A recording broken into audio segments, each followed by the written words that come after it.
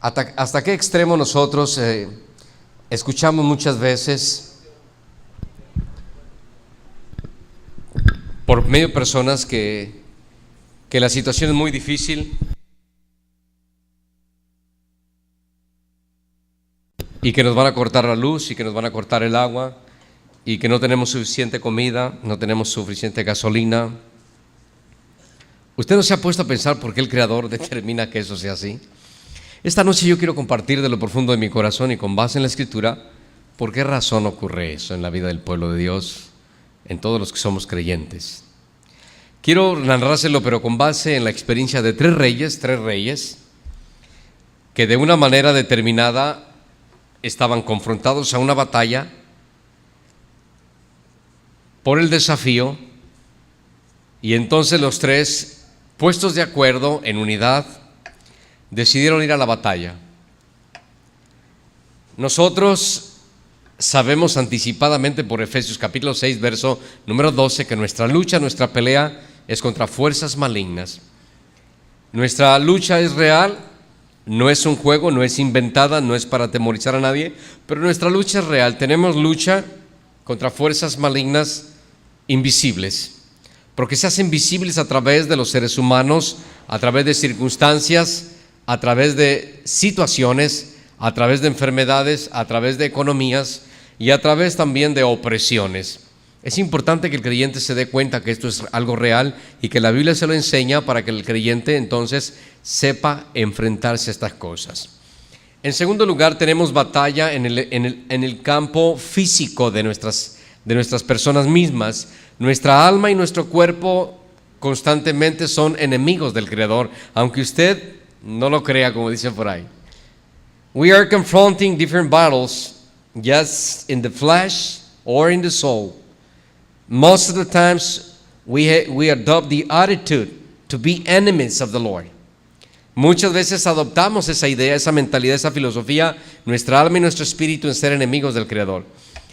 Nunca ha cesado esa experiencia de que la gente se dé cuenta tarde que temprano que por muy entregados que sea una persona al Señor Jesucristo, sigue en proceso de toda la vida antes de irse a la presencia de Cristo, en el proceso de toda la vida cristiana antes de morir e ir a la presencia de su Creador, de su Salvador Jesucristo, siempre tendrá una batalla constante.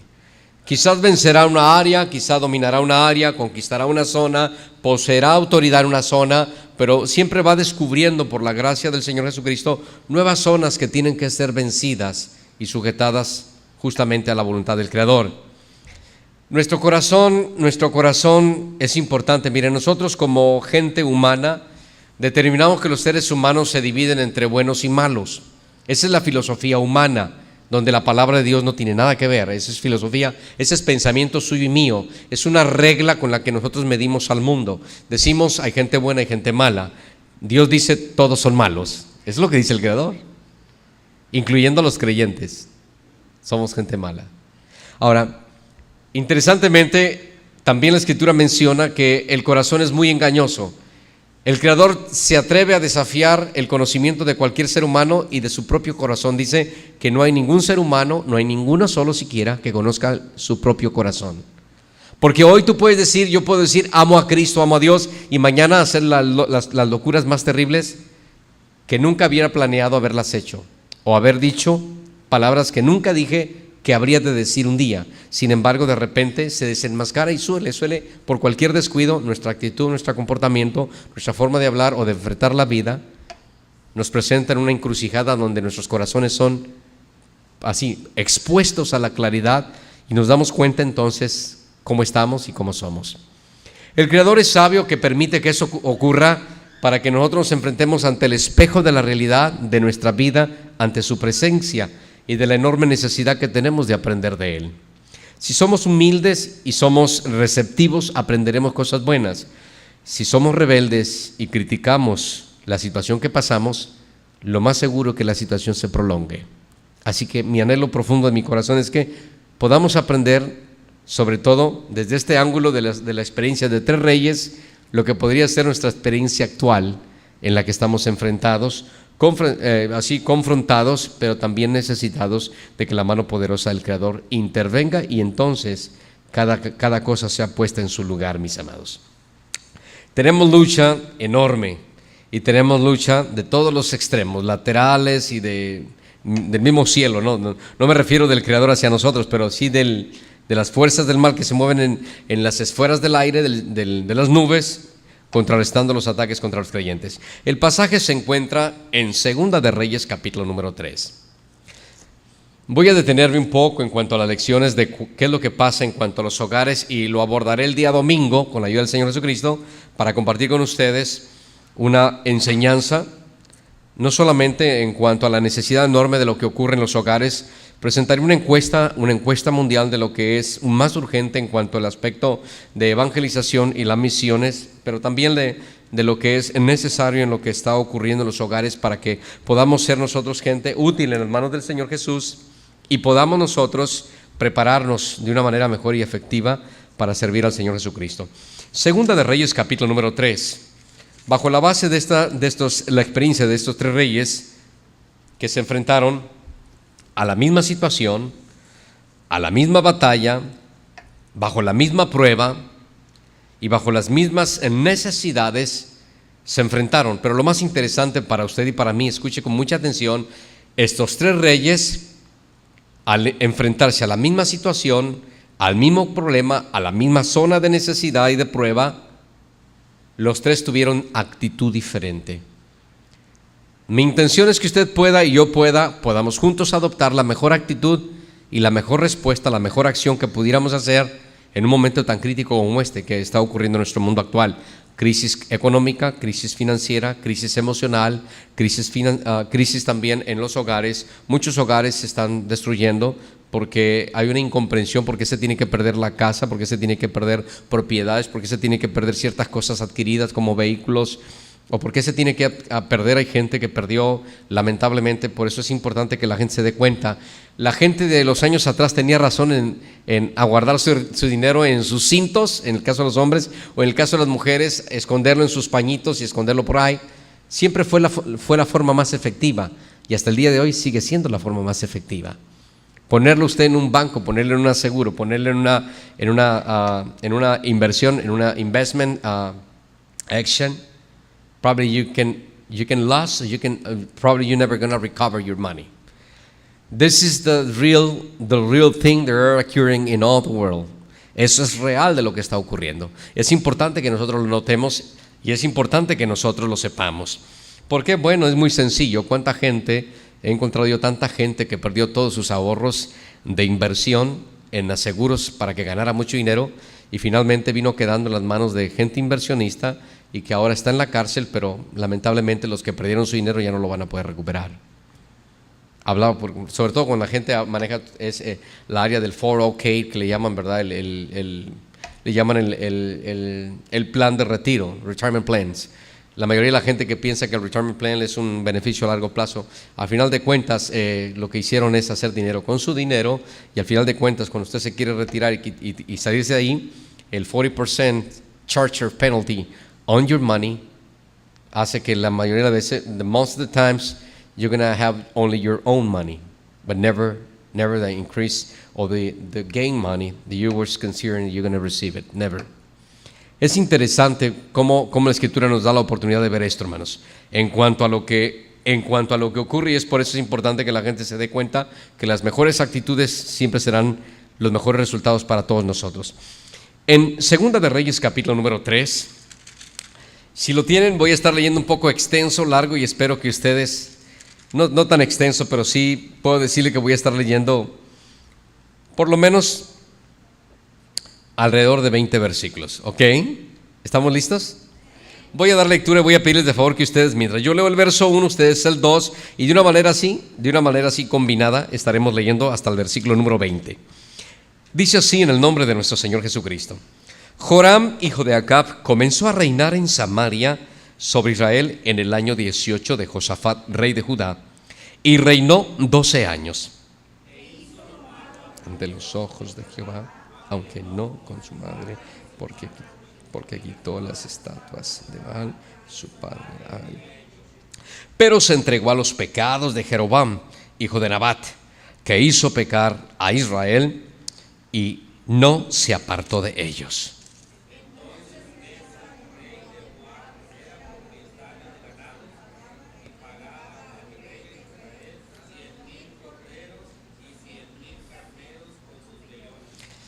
Pero muerto Acab, el rey de Moab, se rebeló contra el rey de Israel.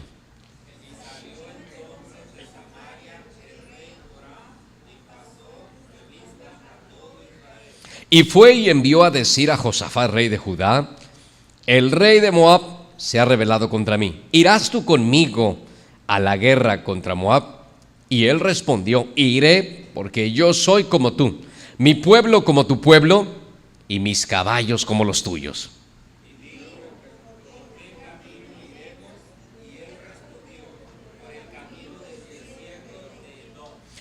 Salieron pues el rey de Israel y el rey de Judá y el rey de Edom. Ahí están los tres reyes: el rey de Israel, que era Joram; rey de Judá, que es Josafat; y el rey de Edom, para su sorpresa, ni siquiera nombre alcanza. Y como dice, anduvieron rodeando por el desierto 7 días de camino, les faltó agua para el ejército y para las bestias que los seguían.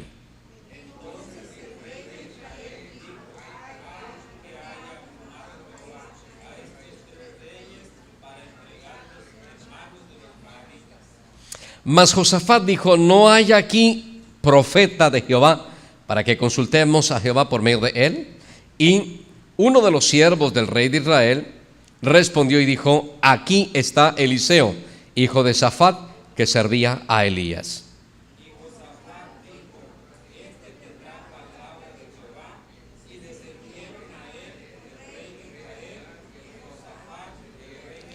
Ahí aparecen otra vez los tres reyes. Descendieron justamente para poder consultar a Eliseo. Entonces Eliseo dijo al rey de Israel: ¿qué tengo yo contigo? Ve a los profetas de tu padre y a los profetas de tu madre. Y el rey de Israel respondió: no, porque Jehová ha reunido a estos tres reyes para entregarnos en manos de los moabitas.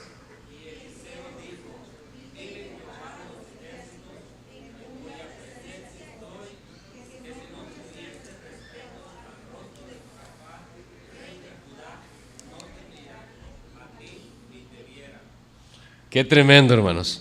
Note que el siervo de Dios no respeta al rey de Israel y no respeta al rey de Edom, solo a uno, a Josafat. Y usted sabrá por qué en un momento. Sigue diciendo: mas ahora traedme un tañedor. Y mientras el tañedor tocaba, la mano de Jehová vino sobre Eliseo.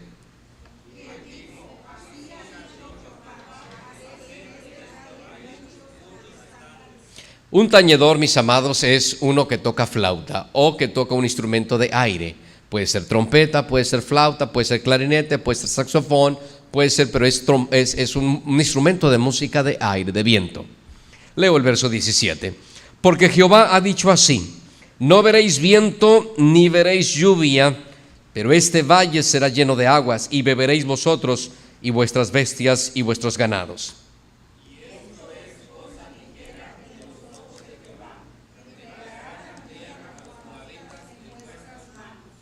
Qué tremendo, dice el Creador. Y no solo es esto lo que voy a hacer, pero también voy a entregar a sus enemigos en sus manos. Y destruiré toda ciudad fortificada y toda villa hermosa, y talaréis todo buen árbol, cegaréis todas las fuentes de las aguas, y destruiréis con piedras toda la tierra fértil. Sí, que por la mañana, cuando se ofrece el sacrificio, he aquí, vinieron aguas por el camino de Edom y la tierra. Hasta ahí. Nuestro Padre amoroso recibe la honra y la gloria. Permítenos entender tu palabra, danos la gracia de aprender lo que tú tienes para nosotros en esta noche. Gracias en el nombre de nuestro Señor Jesucristo. Amén. Pueden ocupar sus lugares, mis hermanos y hermanas. A cada uno de ustedes bienvenidos a la casa de oración y buenas noches, ¿ok? Es interesante contemplar en la Sagrada Escritura la aventura de estos tres reyes. Quiero que usted se dé cuenta interesantemente que en los primeros 3 versículos bíblicos aparece una descripción y un poco de biografía sobre el rey Joram. El nombre, volvemos a decir constantemente que el nombre de Jehová o el nombre de Yahvé son sinónimos del nombre real del Creador, sin embargo no son los perfectos.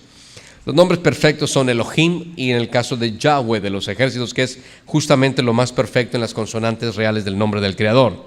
Ahora, cuando ustedes miran con mucho cuidado en los primeros 3 versículos, le da un poco de biografía del rey de Israel, Joram.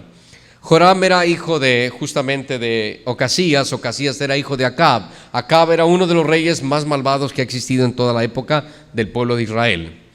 Tanto que la mamá antigua, o mejor dicho, la abuela de Joram era Jezabel. ¿Usted ha oído Jezabel? Esa era la abuela de Joram. Y cuando hablamos del padre, la Biblia sustituye a Ocasías, que era el padre de Joram, lo sustituye para hablar del papá de él, como cuando lo hace el Espíritu Santo, cuando dice, tu padre David, le dice a Josías, o al rey Hilcías, tu padre David, que andas en los caminos de tu padre David. ¿Y por qué no menciona a los padres, los más cercanos a ellos? Porque siempre tomaron como consideración el padre más ejemplar, de donde se desprende la promesa de bendición. Es como los israelitas, el padre de ellos, Abraham. ¿Se da cuenta? El caso de Jesucristo, su padre David, descendiente en el término terrenal, descendiente de David. Entonces, cuando nosotros vamos a la Sagrada Escritura, vuelve a suceder que en esta pequeña biografía aparece interesantemente el rey Joram, hijo de Acab. ¿Por qué no hijo de Ocasías? Porque Ocasías era el papá real de Joram. Bueno, la Biblia entonces va a la raíz de donde proviene justamente este nieto llamado Joram. Ahora, la biografía es interesante porque Joram no es una persona que tiene fe en el Creador. Y Joram no es el típico creyente o líder que le guste orar al Creador o consultarlo, porque él es enemigo de tener que sujetarse al Creador, porque el Creador del universo es muy estricto y exige cosas que Joram no está dispuesto a cumplir. Joram es el tipo de creyentes que les gusta ver para creer, y es el tipo de creyentes que si puede practicar lo que sea fácil, le parece mejor. Si puede tocar lo que él puede adorar, entonces le parece mejor. Si puede escuchar la voz de seres humanos que le hablen en el nombre de su Dios, para él es mejor que tener que esperarse tanto tiempo en oración o en ayuno, desvelándose o por las noches o tirado en el suelo de rodillas, esperando que el Creador le hable. Él no está dispuesto a doblegarse, porque Joram es el tipo de creyente que solo cree en el Creador cuando ve la crisis venir, tal como ocurre en esta situación. Ahora, Joram es el tipo de creyente que solo cree en el Creador verdadero cuando le conviene, porque ve la situación difícil, pero cuando no le conviene y todo está pacífico, entonces cree lo que quiera, practica lo que sea y no le interesa sujetarse a su Creador, al verdadero, claro, al Padre de nuestro Señor Jesucristo. En esta pequeña biografía del capítulo 3 de Segunda de Reyes se presenta no solamente una breve biografía de este hombre, que aunque no estaba tan hundido como Acab, sin embargo sí es interesante contemplar que lamentablemente en esta pequeña biografía de los 3 primeros versículos de Segunda de Reyes sí menciona lamentablemente que como quiera con todo y eso dejó todo lo que practicaban sus padres. O sea, es como el típico padre o el típico descendiente, ¿no?, que dice, bueno, si mi madre me dejó esta religión la voy a seguir hasta que me muera. Si le prendía vela a la Santa Muerte, si le prendía vela a Pancho Villa, si le prendía vela a Buda, lo voy a dejar. Yo soy cristiano evangélico, eso era muy sagrado para mi madre, yo no lo puedo tocar, ahí lo dejo. Entonces llega un momento determinado que hay creyentes que son, no es que sean ignorantes, es que son tolerantes con lo que no se puede tolerar. Y son personas como que tengo un compromiso con Cristo, pero no puedo romper el compromiso que el diablo hizo con mi familia, y tengo que darle una chance. Es como aquella viejecita que cuando entró el diablo, dice, estaba predicando el predicador y entró el diablo, hermanos, a una congregación llena, pero llena, misa. Entró y se plantó en mero frente, dijo, voy a matarlos a todos. Y cuando empezó a gritar el diablo en esa ilustración, la gente comenzó a saltar. Por las ventanas se salían, por las ventanas, otros corrían por las puertas. Los que pensaban que no corrían recio, ahí se demostró que sí corrían recio. ¡Shum, shum! Corrieron.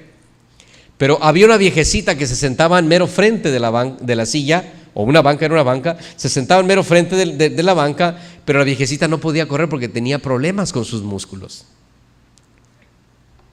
Y cuando el diablo entonces vio que esta viejita no se iba, dijo, y a ti también te voy a matar. Y fíjese lo que dijo, no, diablito, tú sabes tú sabes que yo creo en Dios, pero también a ti te quiero. Y llega un momento determinado que la gente a veces así es, quiere a Cristo, pero también quiere a Satanás. Quiere lo de Dios, pero también quiere sentarse en la mesa con los demonios. Y gente así, dice la Sagrada Escritura, que el Creador los vomita. El Creador no tiene ni quiere comunión con alguien que sea así. O eres un creyente bajo compromiso de ir creciendo y buscando la presencia de Dios, o no eres un creyente verdadero, eres un creyente carnal, y un creyente carnal corre el mismo peligro que un incrédulo, lamentablemente. Ahora, es interesante contemplar que este hombre no quita aquello. En la pequeña biografía aparece en el versículo número 3 que él se entregó a los pecados de Jeroboam. ¿Quién era Jeroboam? Jeroboam era justamente, mis amados, otro de los reyes que lamentablemente al principio de su vida o de su juventud, él llegó a ser un siervo de Salomón. Y él fue quien heredó las 10 tribus, y Salomón solo se quedó con una, con la de Judá, y la de Leví no podía porque esa le pertenecía al Creador del universo. Ahora, es interesante contemplar que muere Acab, y entonces el rey de Moab, como le paga impuestos, dice: ya no voy a pagar impuestos, ya se murió ese viejo, ya no voy a pagar impuestos. Así que dice: no voy a pagar impuestos, y háganle como quieran, si quieren pleito, aquí los espero. Y entonces, como Joram no es un creyente muy valiente, no es un hombre que tiene confianza en el Creador, no es una persona que le gusta ir al pleito solo, entonces Joram lo que hace es, va y convoca, según el versículo número 7, convoca justamente a Josafat, le dice: ¿qué? ¿Tú no vas a ir conmigo? Ya se rebeló contra mí. Ahora sí, en aquella época, voy a mencionarlo de una manera simple y sencilla, las monarquías tanto de Israel como de Judá estaban divididas. En esa época de lo que se conoce como la dispensación de las monarquías o de la monarquía, lamentablemente por los pecados de Salomón quedó dividido Israel de Judá. Quedaron divididos el rey del norte y el rey del sur. Y en el caso del rey del norte, el rey de Israel controlaba 10 tribus. El rey de Judá, solo él y la tribu de Leví, solo 2. Ahora, es interesante contemplar que cuando hay este pleito, yo digo, para que tomes una idea, te vas a pelear contra 10 personas. Tú tienes 10 hermanos, pero tienes 2 primos que son también bien entrones para el pleito.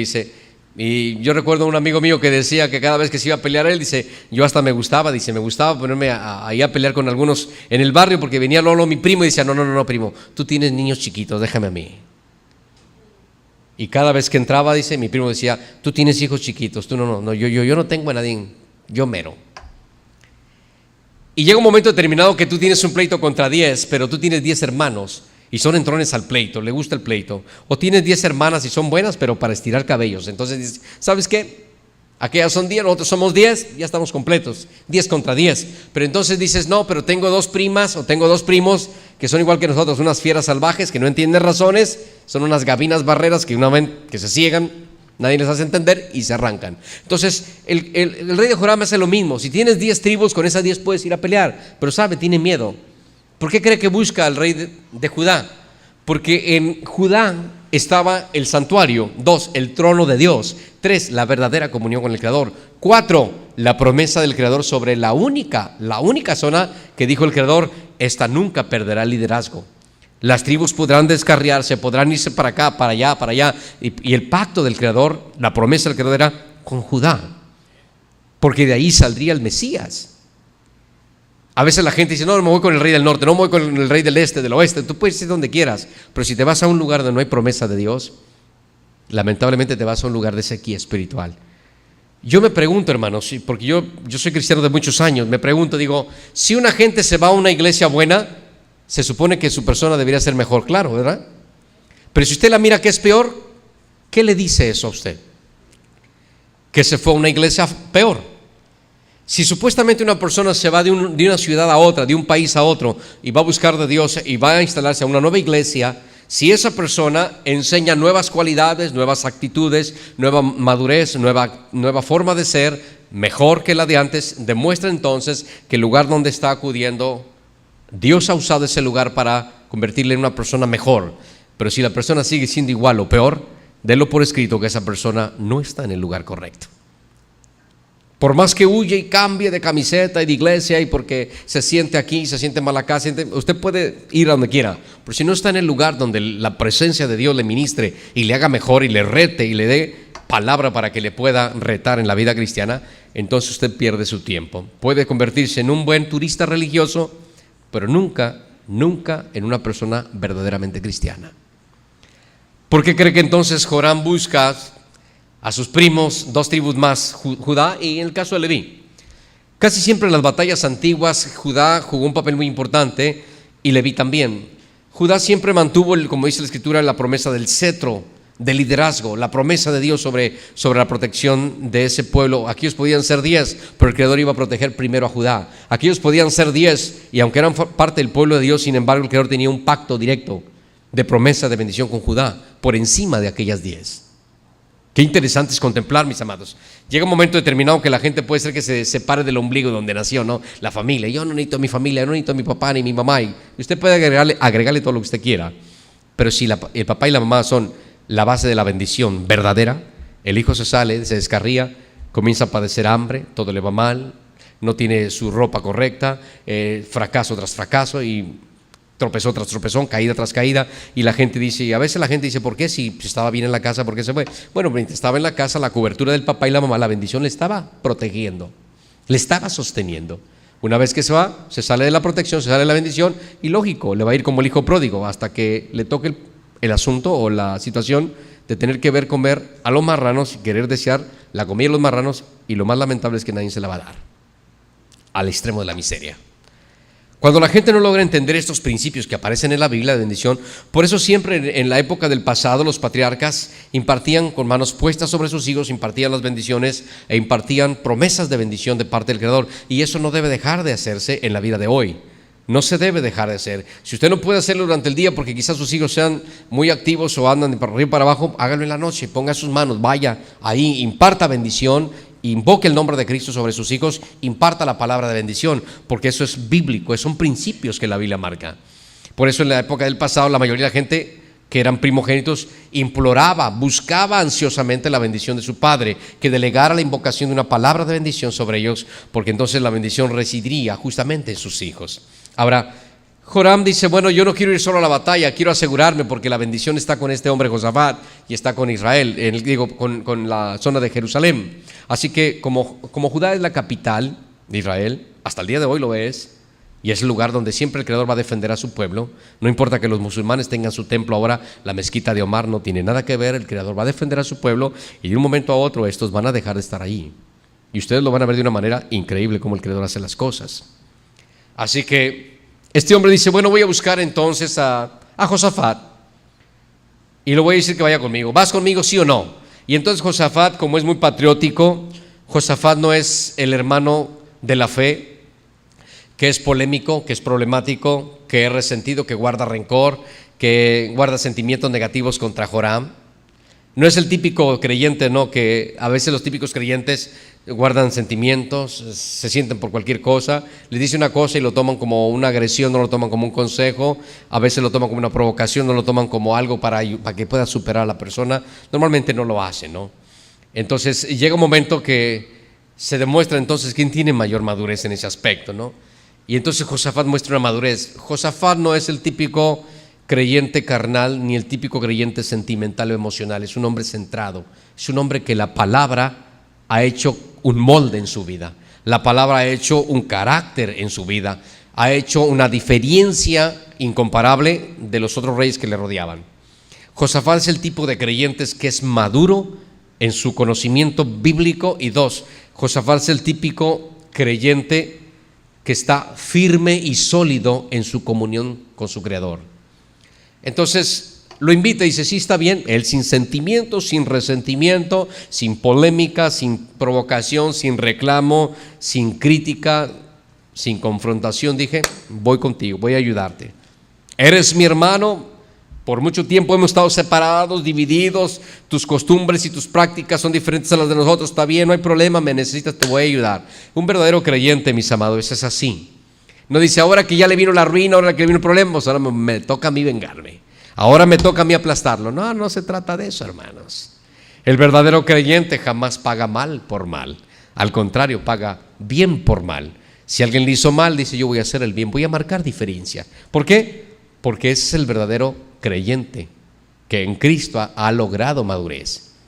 Ahora, interesantemente que cuando él va, entonces Josafat, verso 7, le hace una pregunta. No olvide esto porque son solo detalles. Estoy hablando así esporádico, pero basado en lo que hemos leído.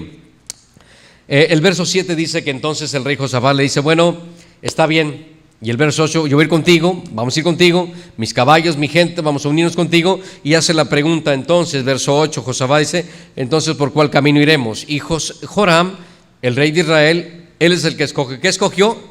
Contéstenme, ¿qué escogió? No, para que tome una idea, el tipo de perita en dulce que somos nosotros. ¿Por qué tienes que escoger el lugar donde no hay vida? El desierto. 2, ¿por qué tienes que escoger el lugar donde no hay agua? Hay prueba.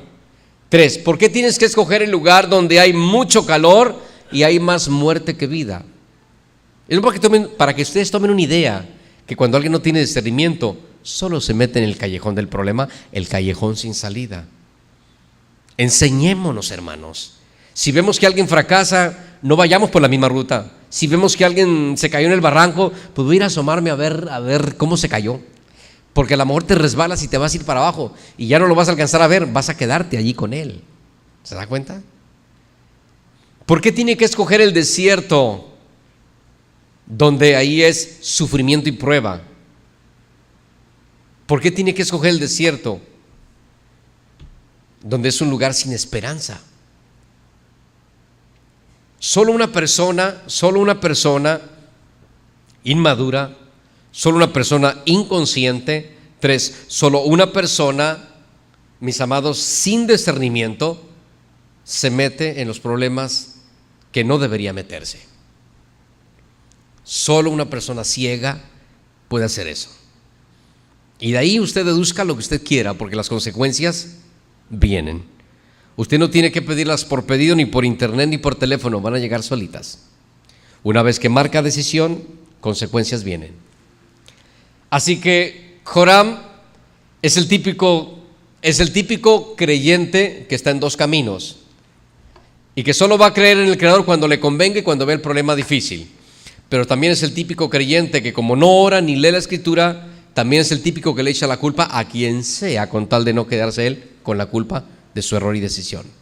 Joram, usted se da cuenta que él es el que escoge. Dice: respondió Joram y dijo: por el camino del desierto, ahí por ese camino vamos a ir. Escogió el camino peor, mis amados, el que menos debía haber escogido. Así que entonces invitan a Edom, y justamente cuando pasan por esa zona para el desierto, de Edom hacia el desierto, invitan al rey de Edom, y entonces los 3 reyes se internan en el desierto por 7 días, y entonces llega un momento, mis amados, que les falta el agua. Se conocen términos geográficos y en términos de aviación y en términos de marítima, se conocen lo que se conoce muy en esos niveles, lo que se conoce como puntos muertos. Los puntos muertos, mis amados, son los puntos donde se conoce también por la segunda palabra puntos neutrales. Donde, por ejemplo, digamos, para que usted tome una idea, digamos que usted quiere ir a la capital de México, pero que usted vive en la área de Michigan, Ohio o Indiana o Wisconsin, pero está usted aquí en Texas. Digamos que esta fuera una zona desértica. Usted decidió ir a México con esas 2 amistades, pero llegaron a Texas. Se les descompuso el vehículo, les robaron el dinero.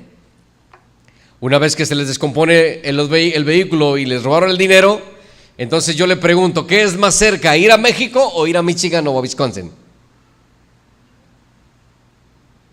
Los que conocen, escuchen con mucho cuidado, los que conocen geografía, para México va a encontrar aproximadamente como 2.500 kilómetros. Estamos hablando como de unas 1.700 o 1.800 millas. Para la zona de Michigan o la zona de Wisconsin hay aproximadamente como unas 1.400 a 1.600 millas. Yo le pregunto: ¿para dónde regresaría? Los dejé nada más pensando.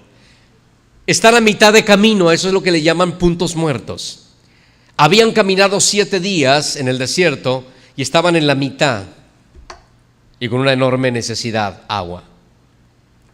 Entonces se puede dar cuenta, los 3 reyes entran. ¿Se acuerdan lo que compartí yo el día miércoles, mis amados, de las 3 cosas? Una muchacha le dijo a su papá: ¿por qué, papá, tiene que ser así? ¿Por qué en la vida cristiana se sufre tanto? ¿Por qué a veces cuando necesitamos una respuesta rápida del Creador no nos llega rápida? ¿Por qué cuando necesitamos finanzas no nos llegan tan rápido como las necesitamos, como las queremos? ¿Por qué tiene que tardarse tanto? La respuesta yo se la voy a dar en un momento más, ¿ok? Bíblicamente se las doy, para que usted diga, bueno, pues si no le hago, por lo menos si no le creo a Panchito el prietito cacho y bigote, por lo menos la Biblia me lo dice, entonces tengo que decir o creo o no creo, ¿verdad? Entonces ya es más diferente la decisión que tiene que tomar usted. Y entonces el padre, ¿se acuerda que le dije yo? El padre le dijo: mira, hay 3 cosas, y pone la zanahoria. ¿Se acuerda lo que le dije el miércoles? ¿Sí recuerdan, amados? Ok, la zanahoria, el blanquillo y los granos de café entero. Y las 3 pasaron por el fuego mismo, pero mostraron 3 resultados diferentes. Y como usted se puede dar cuenta, la zanahoria entró dura, muy maciza, pero quedó aguada después de hervir. El blanquillo entró suavecito, después quedó duro el blanquillo por el agua hervida. Y el tercero, el café, lógico, entró duro, sin sabor, un sabor amargo, y después le agrega un poquito de azúcar y quedó pero delicioso. Y de ahí que determina en qué quiere convertirse. Hay gente que puede llegar como la zanahoria, ¿no? Muy macizo, muy fuerte en el Señor, y que no, hombre, yo hago y deshago y nomás les llega el fuego de la prueba, se aguadan. Ya ni van a la iglesia, ni leen la Biblia, ni oran. ¿Qué servicio de oración que los domingos? No, me quedo mejor a ver la tele. Ahí también el Señor me bendice, ahí me ministra, prendo el radio, ahí me predican. Y si me piden dinero, pues lo apago. No tengo que batallar. Entonces llega un momento determinado que la gente, ¿verdad?, dice: no, yo no tengo que batallar. Entonces, el problema grave que surge, como en el caso del el blanquillo, entra suavecito, es muy líquido. Pero una vez que el blanquillo entra al fuego, se pone duro. Y ahí se da cuenta que hay creyentes que puede ser que vengan con muchos temores, con mucha inseguridad, que baja estima, vienen flojitos, no les gusta leer la Biblia, no les gusta orar, pero comienzan en la vida cristiana, y llega un momento que se hacen fuertes en la lucha y en la prueba. Pero hay otros que son superiores a eso, que son como el café, mis amados, que cuando les llega la prueba suelen dar un sabor agradable y bendice a las personas que le rodean. ¿Por qué? Porque no se quejan. Mire, Joram es el tipo de persona que es el tipo de creyente que dice: bueno, si me va mal tengo que echarle la culpa a alguien. Si me corren de un trabajo, si me corren de una iglesia, si me voy de una iglesia, si me voy de mi familia, si me voy de mi barrio, si fracaso en una área, tengo que culpar a alguien. Pero nunca va a echarse la culpa a él, jamás. Yo pregunto, ¿quién fue el que decidió que se fueran por el desierto? Verso 8, vea, ¿quién lo decidió?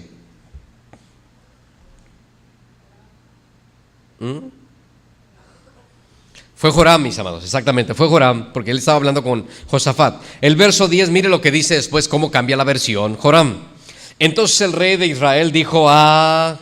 ¿qué dice? Que ha llamado Jehová a estos 3 reyes para entregarlos en manos de los moabitas. Ahora está culpando a Dios, porque así le conviene ahora. No había sido él el que decidió el camino de la lucha y de la prueba. ¿Por qué ahora se saca y por qué dice: no, es el Señor que permitió que esto me pasara, Él fue el que dijo, es por su culpa, por eso estoy sufriendo, estoy batallando, estoy luchando, tengo necesidades, Él es el culpable, por eso me está yendo como me está yendo? Joram es así, hermanos, y yo espero que ustedes no sean como Joram, que ninguno seamos como Joram, que cuando nos vienen momentos difíciles asumemos las responsabilidades que tenemos que asumir y nos demos cuenta con conciencia de realidad si hicimos una mala decisión o si lo que está pasando está ocurriendo en términos como en el caso actual, de términos mundiales, problemas económicos y financieros. Están golpeando a todo mundo, a las empresas grandes, a los bancos y a los gobiernos, mis amados. Esto no es nada más localito, es mundial. Entonces, cuando nosotros nos damos cuenta que hay un mal mundial que está sacudiendo al mundo y lo está sacudiendo como una choza, como un ebrio que se sacude, pues que nos demos cuenta que nuestro socorro viene de Jehová, que hizo los cielos. De Él viene nuestro socorro, no del gobierno ni del tío Sem ni del negrito este. No viene de ellos, con todo respeto lo digo, no viene de ellos, mis amigos. Los creyentes tenemos que aprender a entender y a poner nuestros ojos más allá del plano terrenal, es en Jesucristo. Ahora, Joram es el tipo de rey que cuando ya la ve difícil dice, es Dios el culpable. Comienza a criticarlo, ¿no? Por eso es importante que nos demos cuenta. Sin embargo, Josafat es interesante. ¿Cuál fue la reacción que tomaron los tres reyes una vez a partir del verso 10 en adelante? La reacción de los tres reyes en medio de la lucha, de la prueba, de la necesidad, de la escasez. ¿Cuál es la reacción que toma? Mire, la reacción es la siguiente. Joram culpa al Creador. Joram no toma la responsabilidad de decir, yo fui el que decidí que estamos batallando por mi culpa y que vamos a salir adelante. No, él culpa al Creador. Es el tipo de creyente que es carnal, sentimental y sobre todo ignorante de las Escrituras, ignorante de la voluntad de Dios. Y cuando una persona carece de discernimiento le echa la culpa a todo el mundo, menos a él o a ella, menos. Así que Joram es un desquiciado hablando ahí, pero quejándose y lamentablemente culpando al Creador, criticando, murmurando al Creador cuando la realidad es que Él es el culpable. Segundo, Edom es como muchos creyentes que nunca dicen nada, ni para bien ni para mal. Son gente que ni se envuelve en la obra de Dios, ni sirve a Dios, ni le importa servir, ni da ni apoya, ni critica ni apoya. No, con eso son ceros, son neutrales en la iglesia. Son creyentes que nunca van a hacer nada. Dijo una vez un hermano, están constipados. La gente que está constipated, le dicen en inglés, ¿verdad? Dice que cuando una persona está así, va al baño y no hace nada. Y suele suceder lo mismo muchas veces. Edom, el rey de Edom es igual. El rey de Edom le da igual. Si habla o no habla, no me interesa. Si estoy pasando problemas, decía, no me interesa ni pedir oración, ni comunicar, ni congregarme, ni apoyar, ni tampoco pedir ayuda. No me interesa, mi mundo y ya. Forma parte de la aventura, pero como si no fuera. Vamos, produce bulto, pero no produce beneficio. ¿Produce perjuicio? No, ahí va en el montón. El rey de Edom es como el creyente que va en el montón, pero nunca produce nada, mis amados. Es como aquella higuera que el Señor llegó y estaba florida, muchas ramas, pero nunca un fruto siquiera. Está allí, ocupando espacio nada más. Como los que van en el camino. ¿Va el camino? ¿Dónde va? No sé, pues toda la gente va por aquí y me voy yo. Entonces, el rey de Edom es idénticamente al tipo de creyente que solo hace bulto, pero nunca produce nada. La tercera persona, que es el rey Josafat, él es la persona única entre esos tres reyes que en medio de la prueba, la lucha, ni critica al Creador, ni murmura al Creador, ni critica a Joram, ni tampoco al rey de Edom. Pero Josafat es el típico creyente que no se mueve en medio de las luchas y las pruebas a enojarse, a irritarse, a contradecir, a perder los estribos, a perder el orden, a tener que inventar culpables en medio de la situación. Josafat, a partir del verso 11, dice: yo necesito buscar al Creador y necesito consultar por medio de un profeta. ¿Habrá algún profeta por aquí cercano que ustedes conozcan? Profeta del Creador. Porque el verdadero creyente, cuando ve la lucha, la prueba, la necesidad, no se va a buscar en ningún momento soluciones sin antes haberse tirado de rodillas a buscar de Dios la respuesta. La oración y la acción es interesante. Hay gente que no lo hace. Hay gente que solo ora y ayuna, pero no actúa. Eso también es incompleto. Tiene que actuar, orar y actuar, orar y actuar, orar y acción. O sea, oración y acción son juntos para el remedio. No se puede quedar solamente en la oración. Usted puede ofrecer miles de ayunos, pero sin quedarse en una acción le lleva a dejarse donde mismo, se va a quedar donde mismo.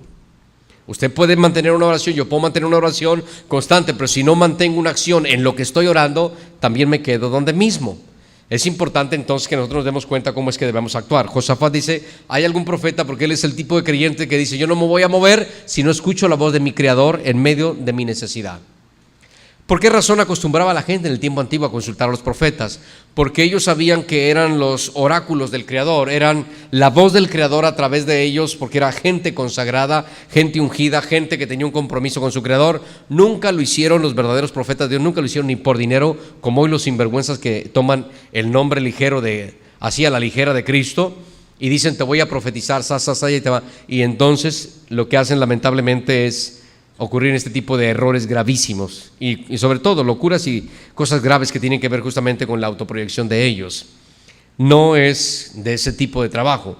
Los profetas del Antiguo Testamento eran voz audible del Creador, y porque vivían en una consagración, ahora ellos tenían una sentencia que estos sinvergüenzas hoy no la tienen, pero si la tuvieran seguramente se mantendrían en una manera más privada y secreta. No lo harían de una manera pública, tanto en radios o en televisiones o por lo menos en púlpitos públicos. No lo harían. La sentencia en la época bíblica, en la época antes de Cristo, para los profetas era ponerlos bajo la raya de la prueba. Si pasaban la prueba, viven. Si no pasaban la prueba, tenían que ser muertos. El pueblo tenía que matarlos. Así que tenían que dar evidencia. Si eres o no eres, te vamos a desenmascarar. El valor de tu vida, ese es el precio del valor de tu trabajo ministerial. En la actualidad hay pocos que pudieran decir: ¿estás dispuesto a que tu vida esté por medio en lo que tú estás enseñando, si de verdad es de Dios o no? En lo que estás demostrando, si es palabra del Creador que estás profetizando, a dar tu vida de por medio, que te mueras tú saliendo de la puerta de la iglesia, que te mueras si te parte un rayo, te atropelle un carro, que choque tu carro y se explote, que te mueras si no es verdad lo que estás diciendo. Y algunos no se atreverían a adoptar esa decisión de decir: sí, yo pongo mi vida de por medio en la palabra que estoy entregando. Muy pocos lo harían. ¿Por qué? Porque no lo hacen si no les pagan, y eso ya les da un valor de que no son gente que ama al Creador, ni son siervos verdaderos, porque solo su interés es el dinero. Van si el dinero les paga la tarifa, si no, no van. ¿Se da cuenta? Cuidado, mis hermanos, no todo lo que brilla es oro, ni todos los que traen Biblia son creyentes, ni todos los que predican son verdaderos siervos o siervas. Tengamos cuidado. Josafat es el tipo de creyente que dice: ¿sabe qué? Yo necesito consultar al Creador. Y entonces, cuando se da cuenta que hay un profeta, más adelante se da cuenta entonces que van al profeta Eliseo, y el versículo 14, mire lo que pasa, mis amados. Llegan a la mañana siguiente, el verso 12 en adelante. El verso 13 dice que entonces Eliseo se dirige al rey de Israel, y mire lo que le dice: ¿qué tengo yo contigo? O sea, ¿qué comunión hay entre ti y mi persona? O sea, ¿por qué tienes que venir a buscarme? Vete a tus falsos, vete con tu gente. Este varón de Dios sí se lo dijo, Eliseo. O sea, tú no vienes a consultarme a mí. Tú tienes los falsos, esos que se visten de luz y son tinieblas, esos que te dicen que son palabra del Creador y son palabra de ellos. Tú tienes a ellos, ¿por qué vienes a buscarme a mí? ¿Por qué si quieres palabra ahora sí? Ve a consultar a los que tus padres levantaron y protegieron e impulsaron y pagaron y mantuvieron y sostuvieron. Vete a ellos. Este profeta sí le dice, y lo otro más interesante es que le dice: mira, ¿sabes qué? Este rey sinvergüenza también le dice lo mismo. Es que Jehová nos ha reunido a los 3 reyes y nos quiere matar en el desierto. Vuelve a decir lo mismo Joram. Hay gente que nunca va a entender que en medio de la lucha y la prueba es un tiempo especial y exclusivo para que Dios trate con nosotros. Y hay gente que no logra entender esto. Puede ser que se lo repita un montón de veces y la gente no va a salir de su forma de pensar y de ser hasta que no tenga un encuentro personal de verdad con el Creador del universo, o con Cristo, el Rey de Reyes, en nuestra época actual. Eliseo le dice lo siguiente: vive Jehová, y antepone el nombre y la presencia del Creador y su bendita presencia y su bendito nombre ante lo que va a decir él en frente del rey de Israel. ¿Sabes qué? Si yo no tuviera respeto al rostro de Josafat, yo a ti ni te miraba ni te oía, no me interesas para nada. ¿Por qué? Bueno, hermanos, es interesante. Los hombres de Dios, como el caso de Eliseo, saben que este hombre es cabezón porque él quiere serlo, no porque sea ignorante. Él quiere ser así. Una cosa es, como yo le decía, una ocasión me decía mi hermano a José Cortés: ¿hasta dónde un pastor debe buscar a una oveja que se extravía? Hasta donde la oveja se lo permita que el pastor le ayude. Porque llega un momento que la oveja se vuelve rebelde y en vez de que tú vayas a visitarle con amor, piensa que tú vas a atacarle. Y llega un momento determinado que hay ovejas que se contaminan de una manera, se vuelven mañosas y malas. Y llega un momento en que si tú le visitas, te miran con sospecha. Si no le visitas, se sienten contigo. Se lo dice alguien que ha estado en el pastorado por muchos años. Y entonces lo que hace uno, dejar espacio para que Dios trate con la gente y decida su rumbo. Porque hay ovejas que se desvían no porque son tiernas e inconstantes o inexpertas, porque son mañosas, se desvían. Es interesante cuando nosotros los que somos pastores leemos la Biblia y el Señor nos va enseñando en el transcurso de la práctica, nos va enseñando cosas como estas. Hay cosas que quizás nosotros nunca se las vamos a decir a las ovejas, porque quizás ese nivel pertenezca a otro nivel de ovejas que puedan llegar a una madurez. Pero hay cosas que puede ser que las ovejas las aprendan y más tarde se conviertan en instrumento poderoso del Creador, ¿no? Es interesante contemplar que Eliseo sí le llama la atención fuerte a este hombre, Joram, porque es un cabezón. Joram no es el tipo creyente que no conoce la verdad, es uno que no le importa la verdad. Joram no es el tipo de creyente que ignore porque nadie le dijo la verdad, no. Es ignorante porque en su forma de ser stubborn, ¿verdad? Así como dicen en inglés, que tiene un stubbornness feelings, él desea irse así en la vida.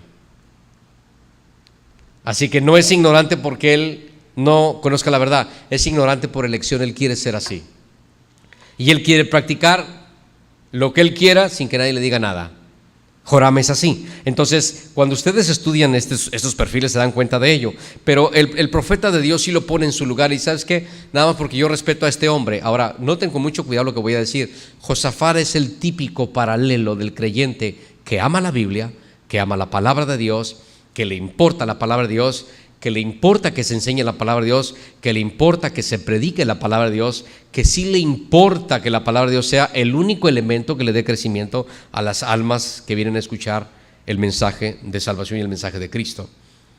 Josafat es el típico creyente paralelo, ejemplo vivo de aquellos que no les importa el show, no les importa la dramatización, el sensacionalismo, la derribada aquí, la corrida allá, las lenguas aquí, el tiradero allá. Es el típico creyente que le importa qué dice mi Creador para mí, no tanto el espectáculo. No quiero el espectáculo, quiero la voz de Dios, que es la palabra que debo seguir yo ahora. Le importa la ruta, le importa la guía, le importa la dirección. No le importa el show, el sensacionalismo, el escándalo, lo superficial, lo carnalito, lo emocionalito. No le importa eso, él quiere la palabra. Y Eliseo, un varón de Dios verdadero, una mujer de Dios, siempre va a amar y respetar a los que portan la verdadera palabra de Dios. Pero una persona que no es verdadero creyente ni verdadera creyente nunca va a respetar a los varones de Dios ni a las mujeres de Dios, a los que porten la verdadera palabra, nunca lo va a hacer. ¿Por qué? Porque choca el espíritu de esas personas rebeldes con el espíritu de la verdad bíblica. Va a chocar siempre, hermanos. Aprendamos, porque esto es verdad bíblica y espiritual que aparece dentro de los principios que Dios enseña en su reino sagrado. Casi siempre usted va a amar a personas que aunque por primera vez las oiga hablar o las escuche, y quizás las va a escuchar hablar, quizás nunca va a ver sus rostros, pero su espíritu se identifica exactamente con lo que está hablando en el radio aquella persona, y también su espíritu rechaza cuando una persona está hablando cosas que no tienen nada que ver con la verdad bíblica. ¿Por qué razón sucede eso? Simple y sencilla razón, porque hay conexión espiritual bíblica. Eso es lo interesante. Y Eliseo justamente le dice a este hombre, dice: mira, yo a ti ni te respeto, ni quiero irte, ni verte tampoco. No me interesas, eres un caso perdido. Pero a este hombre yo lo respeto. Y escuche con mucho cuidado, el Creador del universo siempre va a respetar a cada creyente y lo va a amar si este creyente, hombre o mujer, ama su palabra. Jesús lo dijo en su propio estilo, él dijo: el que me ama a mí, mi palabra guardará, y mi Padre y yo vendremos y haremos morada con él. San Juan capítulo 14, versículo 22. Y Jesús nuestro Salvador dijo también en su capítulo número 14 también, versículo número 7, dice: todo aquel que permanece en mi palabra todo aquel que permanece en mi palabra y mi palabra permanece en él, puede pedir lo que quiera, le será hecho. Lo que Jesús oró en el capítulo 17 de San Juan cuando habló de los creyentes: Padre, estos eran del mundo, pero tú me los diste, ya no son del mundo. ¿Qué los hacía diferente? Dice: ellos no son del mundo porque ellos recibieron tu palabra. La palabra de Dios en nosotros marca la diferencia entre los que no conocen a Cristo, mis amados. Esa es la diferencia enorme. La palabra de Dios es espíritu y es vida, y conecta al creyente dentro de la voluntad del Creador. ¿Por qué cree que Josafat no se portó ni grosero ni malo? Mantuvo orden, respeto en medio de la lucha, de la prueba. No criticó a Dios, no criticó a sus exteriores. Él dijo: ¿sabes qué? Yo quiero buscar la comunión. Y al recibir la comunión, entonces, o sea, la oración, tener comunión y le escuchar la palabra, yo voy a escuchar la respuesta que Dios tiene para mí. Así que estos tres reyes representan interesantemente tres ejemplos importantes en medio de la lucha, de la prueba, de la necesidad, de la tribulación, de la escasez, del hambre, del aseo, de la muerte, mis amados. Pero estos tres representan, sin duda alguna, algunos de nosotros también aquí presentes. Las preguntas que dije yo que podríamos resolver: ¿por qué la gente piensa? Y con esto voy a concluir. ¿Por qué la gente piensa que Dios llega tarde? Que ya tengo tantas semanas, yo necesitaba trabajar, ya no tengo gasolina, no tengo comida, me van a cerrar la luz, me van a cerrar el teléfono, me van a cerrar el agua, ya se va a vencer el impuesto de la propiedad, estoy corriendo sin dinero, tengo muchos problemas. ¿Por qué razón se tarda el Creador? De acuerdo al criterio humano, Dios se tarda. De acuerdo al plan de Dios, Él no está tardado. Eso, conéctelo. Nuestro Creador no está manejable por el tiempo. Él es eterno, no lo maneja el tiempo a Él. Sobre Él no pasan edades, ni tiempos, ni siglos, ni edades. Dice la Biblia: de siglo en siglo, de edad en edad, tú eres Dios. Se los escribió Moisés al pueblo de Israel. Él es Dios de edad en edad. El profeta de Dios, Daniel, describe en sus escritos, dice: porque Él es el Dios eterno que quita y pone reyes, muda los tiempos y los cambia, los diseña diferente, porque Él no está sujeto a los tiempos, ni a las temporadas, ni a las modas, ni a las filosofías de los hombres. Él es soberano y Él es eterno. Así que cuando nosotros pensamos: Dios está llegando tarde según mi reloj y según mis necesidades está llegando tarde, no, yo creo que el Creador no está llegando tarde, está tratando de enseñarnos algo. Lo primero, entonces yo hablaba con Luisito, dice: ¿por qué, hermano Panchito, Dios tiene que tardarse hasta el último minuto que uno tiene la necesidad? Por ejemplo, en el caso mío, necesidad de algunas cosas que tienen que ver con el colegio. ¿Por qué tiene que esperarse hasta el mismo momento? ¿Por qué tiene que esperarse? Le digo, te voy a contestar con dos respuestas. En una de las ocasiones, y se los voy a decir nada más con pasajes que aparecen en la Biblia, no los voy a leer, se los voy a mencionar. Si usted quiere consultarlo, lo puede hacer. ¿Por qué se tardó 25 años en darle a Isaac a Abraham? Y la respuesta es muy simple: porque Abraham buscó adelantársele al Creador. Se metió con la criadita, a lo mejor ya le ayudé a Dios. Cuando alguien intenta ayudarle a Dios, cuando alguien intenta adelantársele a Dios, lo que único que hará es que va a hacer que se retrase el plan de Dios, y que tenga entonces que Dios, nuestro Creador bendito y santo, emplear otra estrategia para quitarnos esas malas mañas, y luego, ya una vez que nos quitó esas malas mañas, darnos su plan y su bendición de lo que esperábamos nosotros. Se tardó 25 años. La segunda respuesta aparece eso aparece ya en el capítulo, ya si usted puede determinarlo a partir del 14, 15, 16 de Génesis, ahí aparece eso. La segunda respuesta aparece en el capítulo número 10 de Daniel, como cuando Daniel ora y ayuna y por 3 semanas está en una constante oración y súplica de respuesta del Creador, y entonces le revela la Escritura que hay fuerzas del mal obstruyendo la respuesta de los hijos del Señor, de las hijas del Creador del universo. Las fuerzas diabólicas interponiéndose para que las respuestas no lleguen a tiempo. Si estas respuestas habrán de llegar por términos terrenales, bloqueando teléfonos, no los contactos, que le tengo que hablar para un trabajo, no le hables, que te van a poner otra cosa, y el enemigo bloqueando, y el creyente tiene que seguir en lucha, tiene que seguir orando, quebrando todo estorbo, toda obra del enemigo. Le digo yo, la primera respuesta tiene dos comparaciones. O somos nosotros los que nos adelantamos y ahora se retrasó la promesa y ahora tenemos que pasar por un momento de disciplina y sobre todo de que se nos componga en la manera que lo necesitamos. La segunda respuesta, le digo, ¿por qué razón llega el Creador en el tiempo que nosotros consideramos es tarde? Por una segunda razón. Porque cuando nosotros estamos esperando la respuesta en el plano terrenal, normalmente siempre esperamos que del plano terrenal venga una respuesta. Difícilmente buscamos las cosas de arriba. Pablo siempre dijo: busquen las cosas de arriba, porque de allá es donde vamos a esperar un día también el Salvador, pero de allá vienen las respuestas. No se afanen, no se preocupen, coloquen sus peticiones allá arriba en el trono de la gracia, allá colóquenlas. A cambio de ello les va a dar paz, les va a dar seguridad en sus pensamientos y corazones y les va a dar respuesta. A cambio de sus afanes, el Señor les va a dar respuesta. Pero no se afanen, no se sobrecarguen de desesperación, porque llega un momento determinado que la gente se desespera, reniega, critica y maldice, y entonces deja de orar, deja de ayunar, deja de leer la Biblia, deja de ir a la iglesia, ya no le importa nada. El diablo envenenó su alma. ¿Por qué? Porque no era persona que entendía los principios que marcan el reino de Dios. Le digo, la segunda razón, Luisito, por qué el Creador nos enseña a que tenemos que esperar, por la segunda razón importante, porque el Creador quiere enseñarnos a depender de Él. Él ha dicho en su palabra, Hebreos capítulo número 13, versículo 4 y 5, dice: no te dejaré ni te desampararé. Mateo 28, versículo 18 y 19, yo estaré con, versículo 20, yo estaré con ustedes todos los días hasta el fin del mundo. Todo cuanto pidan, capítulo 14, verso 12 de San Juan, todo lo que pida el Padre en mi nombre yo lo voy a hacer. O sea, hay tantas promesas para que aprendamos a depender de Él, pero ¿sabe qué? Eso es muy difícil para muchos creyentes. Es como Joram, no quiere depender del Creador, prefiere decidir él. Y llega un momento determinado, le digo yo, Luisito, que nosotros nos acostumbramos a depender del que nos da, del que nos da, del que nos da, y nuestro corazón ya no está arriba, está en el plano terrenal.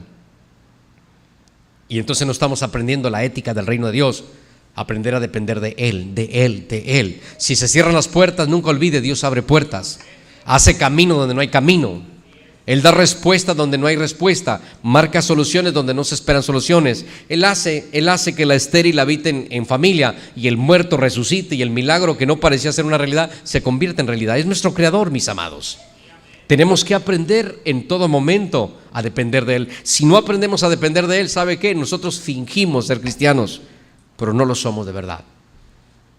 La tercera respuesta, Luisito, ¿por qué razón los creyentes pensamos que Dios está tardando? Porque nos es más fácil caminar el camino de la fe, escuche, entre comillas, bajo la seguridad carnal. Por ejemplo, cuando tú caminas porque tienes dinero, porque tienes vehículo, porque tienes gasolina, porque tienes comida, porque tienes ropa, porque no tienes muchos problemas graves y serios, los más comunes, básicos, pero eres creyente bajo la base de que todo tienes, no tienes ningún problema, ninguna necesidad. Es caminar en fe, no, eso es caminar bajo la seguridad de lo que tú tienes. Porque si quieres vas a la iglesia, si no quieres no vas, si quieres sirves, si no quieres no sirves. Si quieres te importa la obra de Dios, si no quieres no te importa. Porque tú tienes lo que tú quieres. Tú quieres conservar lo que tienes y no lo vas a poner en riesgo por nada ni por nadie. Estás contento, estás contenta con lo que lograste y estás ahí, no dependes del caminar de fe. Caminas solamente por la seguridad de lo que tienes. La tercera razón por qué el Creador permite que se tarden a veces las situaciones como esta, Luisito, apréndelo, hijo, porque tú estás apenas comenzando. Este hombre que te lo está diciendo tiene varios años caminando con el Rey Jesucristo. La tercera razón por qué el Creador se tarda es porque quiere enseñarnos a caminar en fe. ¿No es verdad que dice la Biblia, por fe andamos y no por vista? Pero como eso cuesta mucho trabajo y es muy difícil porque nuestra carne se desespera, y como estamos en la era de lo moderno en que tú agarras el remote control y todo le picas rápido, y todo el microondas, la estufa electrónica, prendes el carro desde acá, desde afuera, y lo prendes ya prende allá, ya llegas a la casa y vas programando para que la puerta se abra, se prenda la estufa, programas todo ya todo así está. Entonces la gente se acostumbra que puede programar a Dios, muévete ya, estás, Juan 3:16, papá, muévete ya. Y quieren usar al Creador como si fuera el sirviente de ellos. Y hay algunos peores todavía que le enseñan, sus pastores o sus líderes falsos, le enseñan a faltar el respeto al Creador y a gritarle y a demandarle, te demando que me des esto, y ya te lo estoy demandando aquí tu palabra lo dice. Cuidado, hermanos. Eso no es caminar con fe, es caminar con rebeldía y desafío terrible. Llega un momento determinado que la gente no sabe lo que es caminar en fe. Caminar en fe es, sientas o no sientas, vas a hacer la voluntad de Dios. Te guste o no te guste, vas a hacer la voluntad de Dios. Te sientas emocionalmente bien o no, vas a hacer la voluntad del Creador. Te sientas enfermo o sano, dice, yo voy a caminar porque el Creador dice que debo caminar confiando en Él. Voy a caminar hacia la ruta de Él. La fe no tiene sabor, la fe no tiene color, la fe solo tiene acción. Y es la acción que determina ponerse bajo la voluntad de Dios, que es la que determina que de verdad el creyente está aprendiendo a caminar en fe. Cuando alguien aprende a caminar en fe, no se mueve por las promesas de nadie, ni por el compromiso de nadie. Cuando alguien ha aprendido a caminar en fe, su deleite estará justamente en la voluntad del Creador, y la voluntad del Creador siempre será prosperada en el corazón de cada creyente, mis amados. Así que, mis amados, en momento de lucha, de prueba como la que estamos pasando, número 1, enseñémonos a caminar en una dependencia total del Creador. 2, marquemos una vida de oración y de fidelidad en medio de la escasez, hermanos, porque se puede ser fiel como Elías en medio del hambre y de la sed. Se puede ser fiel y se puede depender y se puede recibir la bendición del Creador y se puede llegar al éxito en medio de la lucha y la prueba. 3, aprendamos a caminar en fe. Caminar en fe no va de acuerdo a lo que tú sientes, oyes o ves. Si mi familia no me sigue, pues me estaciono. No, tú sigue. Que mis hijos no quieren, tú sigue. Que mi esposo no quiere, tú sigue. Que mi esposa, mis hijas o mis hijos, tú sigue. Mantente, porque el camino de la fe justamente marca una vida de avance dentro de la voluntad del Creador y una vida que dice, sí se puede, en el poder de Dios hay posibilidades. Por la fe, cuando una persona sabe caminar en fe, nunca lo va a ver desanimado, desanimada, nunca lo va a ver flojeando, nunca lo va a ver fuera del orden, ni fuera tampoco de la armonía del pueblo de Dios, nunca lo va a ver fuera del plan de Dios, lo va a ver activo, activa, lo va a ver con una actitud positiva, porque la Biblia dice que la fe misma mueve montañas, la fe hace que el Creador cumpla propósitos y planes en la vida del creyente, y por la fe usted alcanza testimonio, alcanzamos testimonio ante el Creador, y por la fe, dice Pablo a los romanos, quedamos firmes en pie, nada nos hace caer. Es por eso que es importante mantenernos bajo estas 3 actitudes, y cuando nos llegan las pruebas como estos 3 reyes, seamos solo como Josafat, no como los otros, mis amados, y usted ya sabe por qué lo digo. Vamos a ponernos de pie, mis amados. ¿Están aquí, mis hermanos? Qué bueno, entonces, que sí están todavía. Ya es tarde y todavía están, y eso me alegra el corazón. Nuestro Padre Celestial, yo voy a pedirle de favor que usted ore conmigo. Vamos a decirle juntos todos: Señor Jesucristo, sabemos que hemos sido llamados a tu gracia y a tu gloria. Tu palabra dice que no nos dejarás, sino que estarás con nosotros todos los días hasta el fin del mundo. Sabes que tenemos necesidades espirituales, ministeriales, congregacionales, físicas, materiales, financieras y de nuestro hogar. Nuestro Padre Celestial, en tu amor y en tu bondad, tómanos en tus manos. Termina la obra que has comenzado en nuestros corazones. Abre tu mano santa, bendita y gloriosa, de quien nosotros esperamos tu bendición. Defiéndenos, líbranos del mal, protégenos y no permitas que ninguna batalla se convierta en derrota en nuestras vidas, sino que con la victoria que tú nos des, te honremos, te glorifiquemos, porque tú has dicho que ni la hambre, ni la desnudez, ni los ángeles, ni el futuro, ni el pasado, ni ninguna otra cosa creada puede separarnos de ti. Y tú has dicho que si tú estás con nosotros, nadie podrá contra nosotros. En tus manos quedamos y nuestras necesidades las dejamos en tus manos. Danos tu paz, tu bendición y tu presencia en Cristo Jesús. Amén.